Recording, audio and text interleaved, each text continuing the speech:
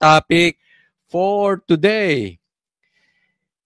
Una, grabe, Claire. Ito, kailangan nyo itong mapanood. Kailangan nyo itong ikalat at kailangan malaman ito ng mga Pilipino dahil ito, kung may budol king, may budol queen. Grabe. Grabe, Claire, tinawag na bobo si Gadon. Dinamay pa si Gadon, ay tinawag na bobo si BBM. Dinamay pa si Gadon. May galit ba or inggit lang talaga si Claire? Pangalawa, tamba, isa pa ito, walang respeto sa babae. Ayuda, tinanggihan, delikado sa kababaihan. Pangatlo, Marcos, tuluyan ng mabubura sa kasaysayan. Naku, alam ko, ito inaantay ninyo. Ito ang inaantay ng bansang Pilipinas. Ito ang inaantay ng mga Pilipino. Na Marcos, tuluyan ng mabura sa kasaysayan. PDP, sure win na daw. Galing kanino? Mamaya po, pag-uusapan natin. Huwag niyo pong kakalimutan na sa mga PDP, sa Team Suka, sa mga DDS, sa mga Duterte supporters at dyan sa mga inaapi at inaabuso ng bansang ito. Subscribe po. Pakilike niyo po itong video na ito na mas kumalat. Lalong-lalo na po itong una. Itong una. Okay, ito po. Simulan na po natin. Ito po, simulan natin. Grabe, Claire, na tinawag na bobo si Gadon. Dinamay pa si tinawag na bobo si BBM, dinamay pa si Gadon.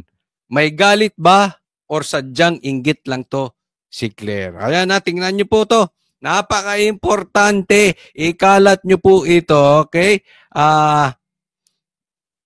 Tingnan nyo kung gaano kapeki ang babaeng ito. Okay? Tingnan nyo.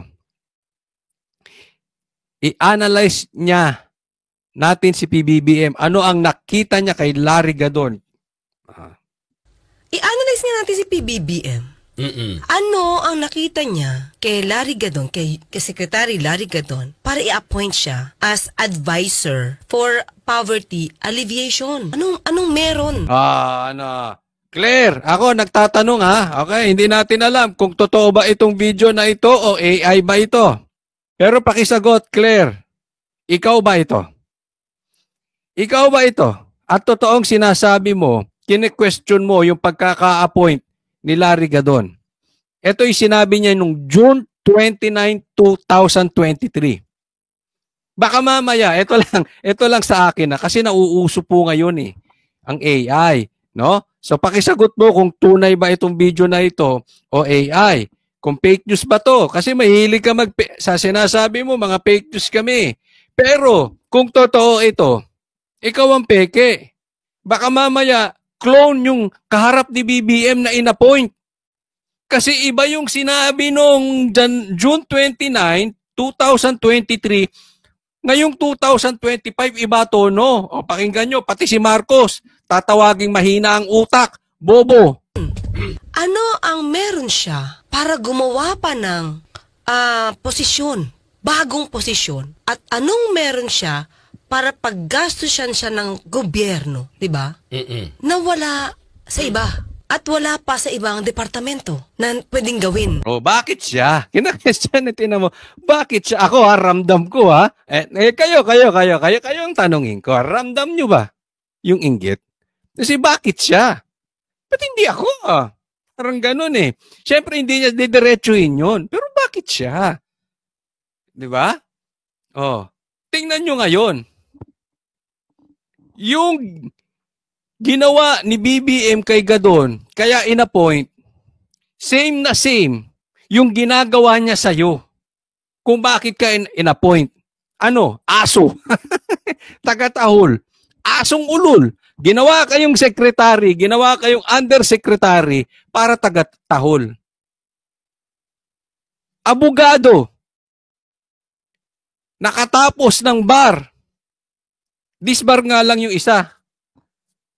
Tapos itong hindi natin alam kung saan nagtapos ito o tapos nga ba itong si Marcos. Ginagawa kayong tau-tauhan. Attorney Claire, how low can you be? That is so low. Yung ginawa kay Gadon, ginagawa sa'yo. Di ba? Kaya mong tanggapin. Dati kini-question mo eh. Bakit siya?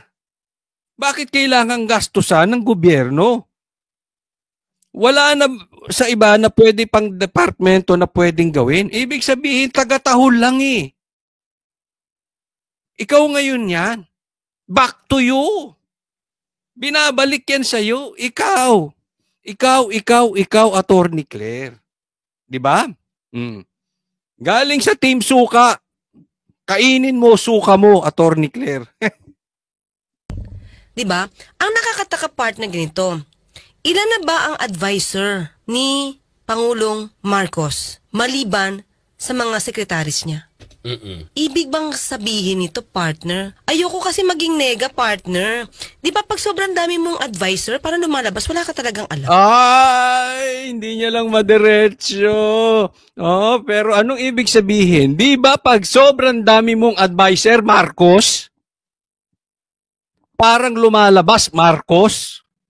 Wala ka talagang alam, Marcos? Ganun yung sinasabi ni Attorney Claire. Marespeto lang siya dati kasi abogado siya. Ngayon, wala nang respeto ito. Bakit? Eh, bayad na eh. Oo, binabayaran na ng taxes nyo. Eto. Di ba? Ang sarap ng suka mo. Kainin mo yung suka mo. Galing sa Team Suka. Di ba? Tinawag na bobo. In short, bobo ka, Marcos.